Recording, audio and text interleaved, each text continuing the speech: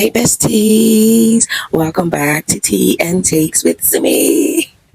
Oh my goodness, I have missed you guys so much. Life been life in, and yeah, I was just trying to keep my head above water. But I've decided though that tea actually comes, unexpectedly. So I think that's how this podcast is gonna have to be. Whenever I have tea or a take, I'll just quickly try to pop in and drop something. I think that I can't do the we come here every Saturday or every Sunday. I think that's just not going to work for my lifestyle. However, whenever there's piping hot tea or a take, I'm just going to come here and drop it. So let's go into it.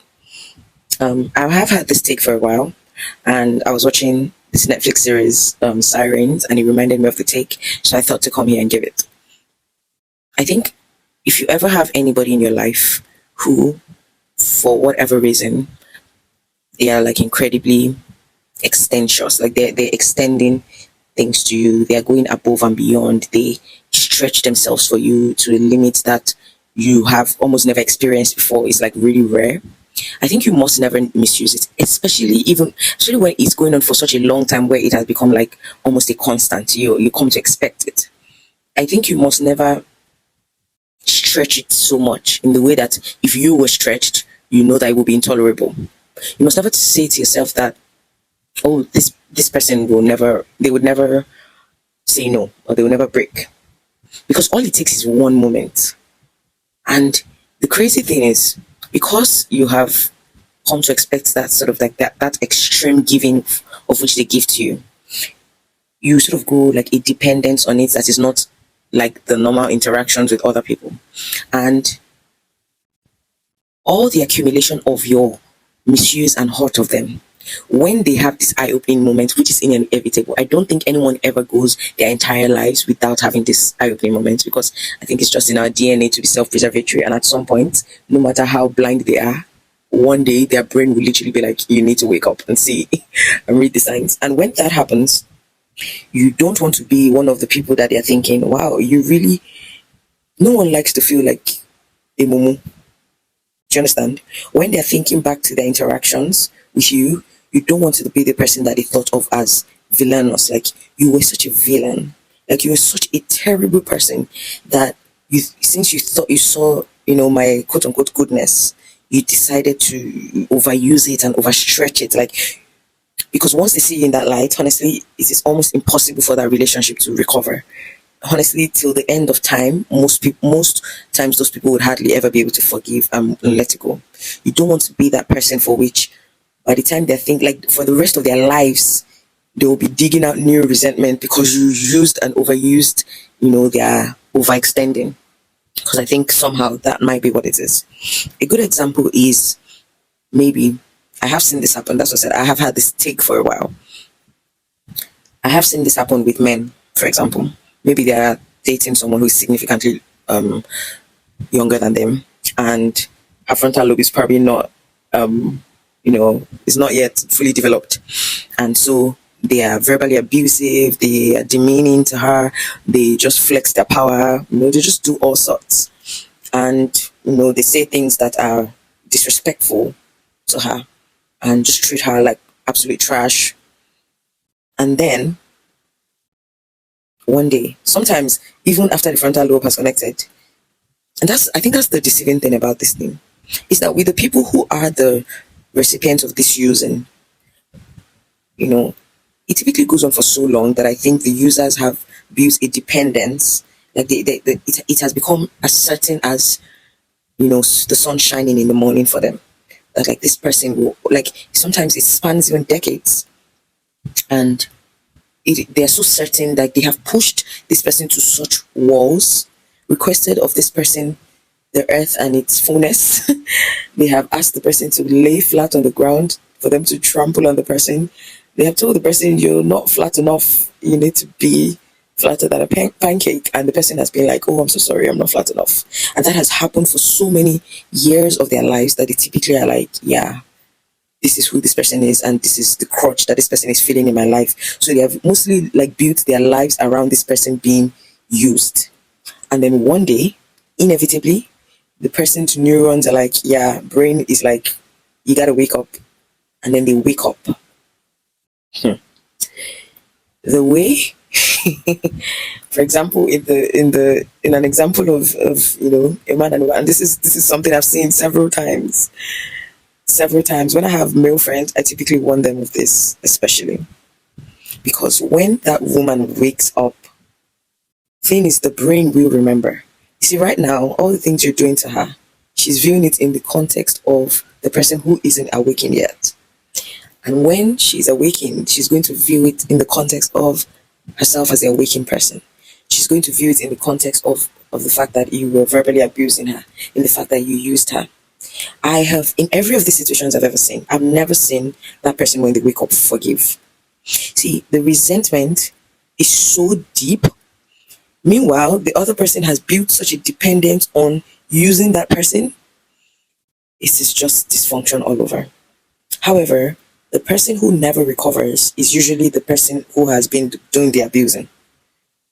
Because honestly, the hate, I don't think anyone wants to be hated the way that person you used is going to hate you. And especially since you genuinely, while you were using them, you were falling in love with them. You were not only building a reliance on them, you genuinely actually were also falling in love with them. So you genuinely love them in such a deep way. You're enmeshed with them because they have allowed you to use them for so long. You're also craving nobody. Like, it's not normal for to actually have gotten that amount of use from another human being. So nobody can fill that space easily. It's almost impossible to find a replacement, and even if you do, it's very hard to find it fast enough. So it's just like Humpty Dumpty. It's just like crashes down, and it just is very bad. And it's also bad for a long time because the person who is the user almost never recovers from like this whole thing crashing down. And I think that it messes with their brain where they like cannot believe that it's happening. And so for years and years and years, they keep being like, "Oh, you've changed," and they keep being like, I think because they used the person and stretched the person for so long repeatedly, and like the person never like woke up, so their brain has like this permanent place where it's like you like they still have like they hold on to this delusion that the person is going to go back to that sort of sleep state where they were in. So I feel like even though they're the users, it's traumatic for their brain. Oh my goodness. And I think that the resentment that the person who was also used feels is so deeply entrenched that sometimes the repercussion, like what they would do to sort of pay back the user, is often very deep. And like the user feels like in such shock, like, "Oh, what did I do?" Sometimes the things that wakes them up is always so small. So the person who was also using them is like, "What did I do?" Like in Yoruba, kila drew. Meanwhile, you're thinking like, "Oh, it was just a small offense. Why are they doing all of these things?" And like, well, it is the accumulation. Honestly, think about it. No one likes to feel used. Even you yourself, you don't like to feel used.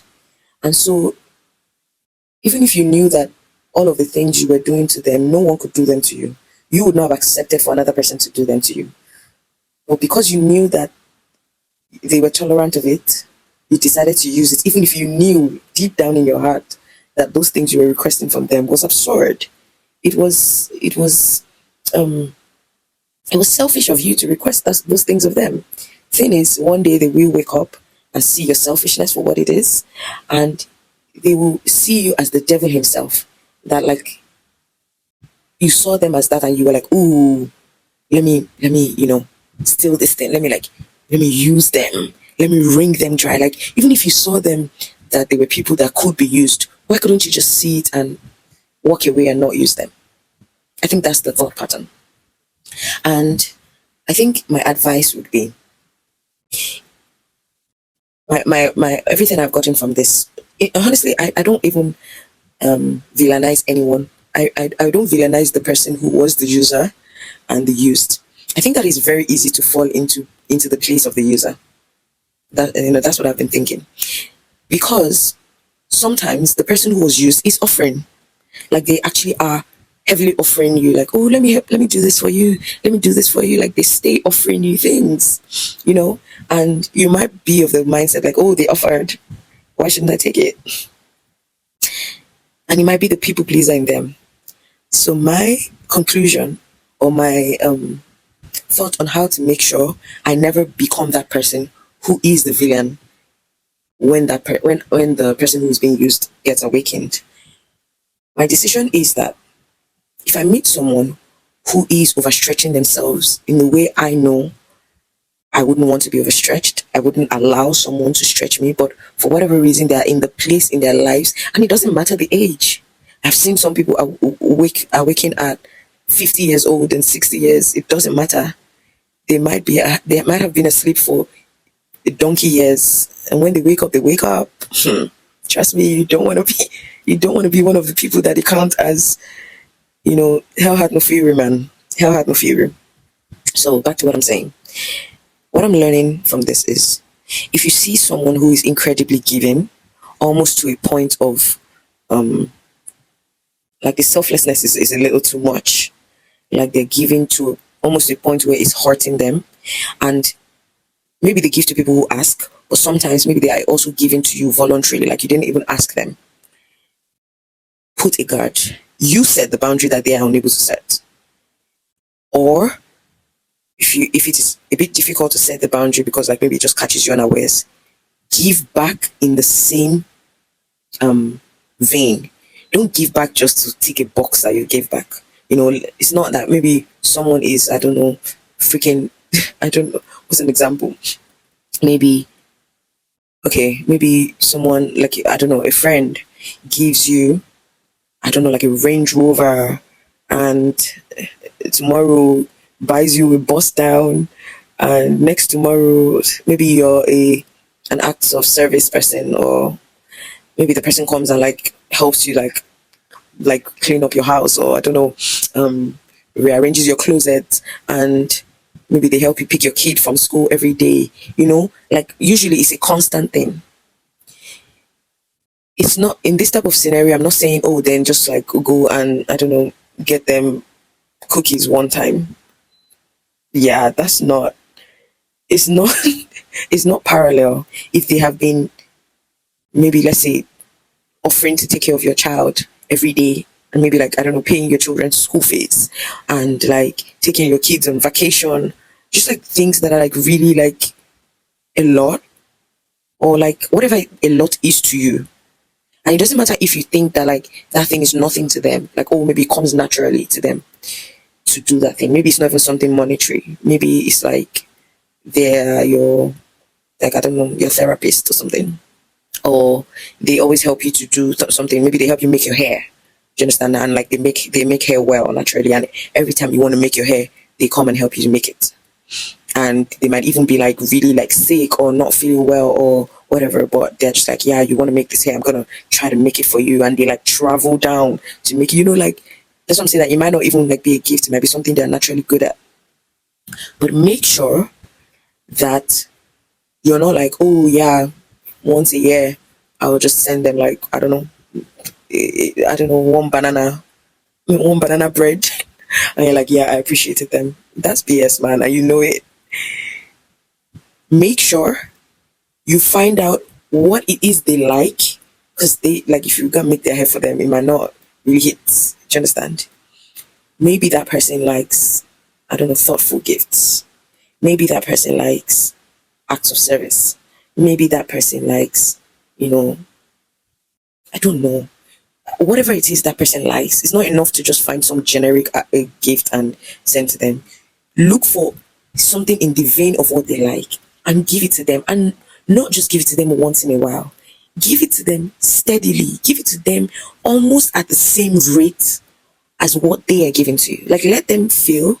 See, what you want is that whenever it is they wake up, because they inevitably will, you want them to think, oh, this person was like always giving me as constantly as I was giving them. Like, and this person was putting just as much sacrifice as I was putting into giving me back. You want them to think of you as someone who was reciprocal, not just like to fulfill all righteousness, but you want them to think of you as someone who was reciprocal, commensurate to their own actions. And sometimes, honestly, they might have been giving so much that you can't match it exactly, because like theirs was just like a lot. try. Let there have been effort of you making sure they don't give you and overgive you. You know it. You know when someone is overgiving themselves. You know it is. You have the sixth sense in you. And don't say like, oh, everybody has their threshold. That's BS. And you know it. There is the threshold for everyone is generic. You use you use even you know it. When you push yourself above your own threshold and you're walking outside your threshold, typically you yourself know. So don't even use yourself necessarily as the standard, because you might be pushing yourself to more than what you need to be. But there is a standard for regular giving. Okay, you know what? Use every other human being. Use the generic human being. Because the truth is, most people are not overgiving. So use them as a threshold of what level of giving needs to be done. And if you notice anyone overgiving constantly more than what the typical human being will, don't go around asking them for more. Do not use people. Do not use people. And don't also gaslight yourself or placate yourself and say, oh, they are the ones that gave me. Say no. Say no. Honestly, yeah, a word is enough otherwise. I think that sometimes some people need to experience the downside, and sometimes it happens in the places that matter, like people's marriages or like people's work. Maybe you've been using your subordinates or someone who you really depend on at work too much. This is a time for you to rethink, because the day they will wake up and lose the wonder or respect, or and remove you from the pedestal they've put you on. Or you might have a boss, it might be the other way around. You might have a boss who like you really like respect and like and love, and you're misusing and overusing that love and stretch they go out for you on a limb. When they wake up to it, it always just takes a small moment. You don't want them to ever wake up. It can be another person's use of them that will trigger it, and then they'll start thinking of everyone. You don't ever want anyone to wake up and think you were the evil person who was misusing their generosity or taking advantage of them. Alrighty, until next time, bye.